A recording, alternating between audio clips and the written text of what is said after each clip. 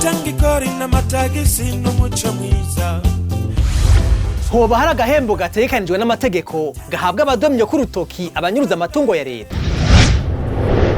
Mu bisanzwe umuntu wese yibiye akabanga ikigo kijeje gutorokanya amakori n'amatagisi wanyuruje ubutunzi bw'igihugu biciye mu makori canke amaduwane, bigatuma hinjira umwimbu mu kiga ca leta, aronswa agashibuka bute kangana n'ibice 10% vy'umwimbu nyakuri uba wanyurujwe mu makori canke mu maduwane.